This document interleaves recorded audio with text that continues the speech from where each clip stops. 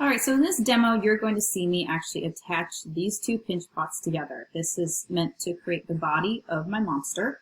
And I'm just going to demo. I'm not really going to do much talking, so just watch and see what I do. Notice that I have some extra clay that I can work with. You might want to have just some extra soft clay on hand. You do need your slip and you need your needle tool. I'm going to show you just what I'm doing. So first of all, you do need to decide which pinch pot is going to be the top and what's going to be the bottom. I'm going to use this as the bottom just because the bottom of it is a bit more firm, more stable. This one's going to become the top.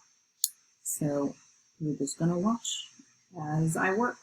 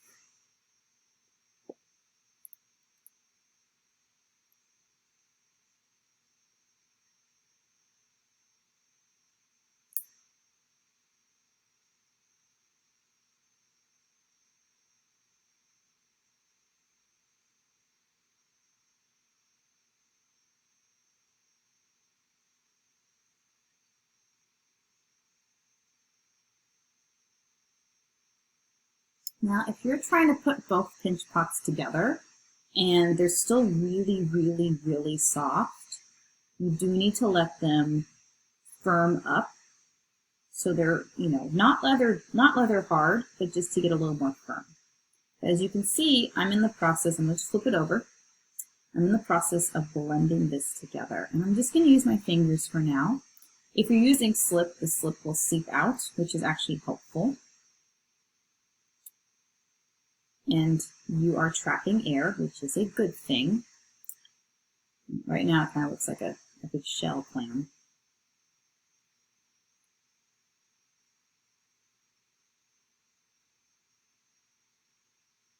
You have your rib tool. You can also use that to kind of help smooth it out, but also blend it together. You have to be gentle with it though.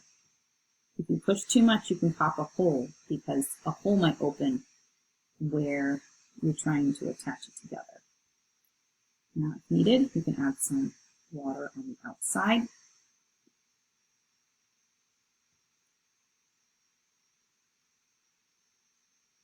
And all I'm doing is I'm just turning it in circles, right? So I don't have to keep moving that so much. But see, I need to work here because if I squeeze it, it's going to pop out.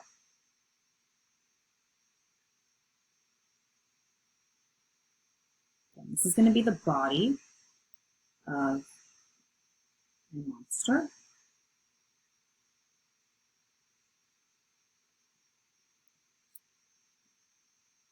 Now, if you make the body and you notice you have something kind of like this, like there's this indent, there's a couple things you can do to pull it out because it's still kind of fragile. One thing you can do, this might be a little hard to do it at home because like I'm not there to help you, but you could cut a hole using your knife tool, cut right in, cut a hole, then put your finger in there and bring out the walls. Sounds weird, but it works. And then you have to patch it up with more clay though. So I smooth it out pretty well. I'm going to take my rib tool, smooth it out some more. I have to be gentle with it, but this right now is kind of like a balloon. There is air trapped inside. So this is going pretty well. It'll get better as the clay firms up, because right now it's still kind of soft. But then I'm going to show you something.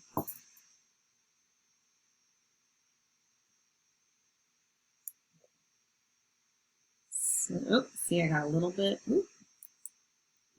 got a little bit of a crack there, appearing right there. So I have to be gentle with this.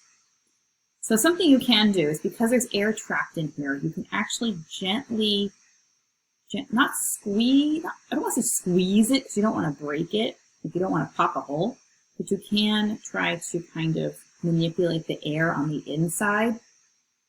Like if I want this body to be a little more oval-ish, right? Because before it was kind of spherical and hamburger-esque.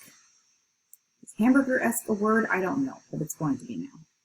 So I can actually roll this on the table to kind of manipulate the form. Oh my gosh, I love this. I love it. So this is going to be the body of my monster. It still needs a head, so we're going to get to that in a bit. But also, if you keep having these cracks appear, you can take some clay and you make a very thin coil. Nothing thick. And you're going to see where I'm going with this as well. I'm going to score it. And you have to be really gentle when you're doing this, though, because this is has trapped there. But let's say I want to fix this edge right here.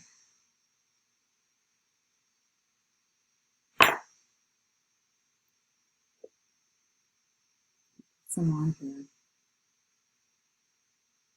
And I can actually gently smooth it out. This is why you don't want a thick piece of clay. Like that just fell off, I'm going to remove it. You can gently smooth this out. You have to be gentle because this clay is plastic. It's still soft. So obviously we don't want to leave it like that. We don't want to leave it like that, but we can get this off here. And smooth it out this way as well. This is why I love the rivet tool. So you can do that if you're still getting like divots appearing from where you attached the two pinch pots together. You can do that. So again, I have trapped air in here, so I can actually manipulate the air on the inside, but I have to be gentle. Right? If I keep pushing it, it might pop a hole, and then I have a problem. All right, so what you can see here in this short clip is a giant bell pepper. This is actually a project I made at Foothill College. It has cracked in the middle. It broke, it fell apart.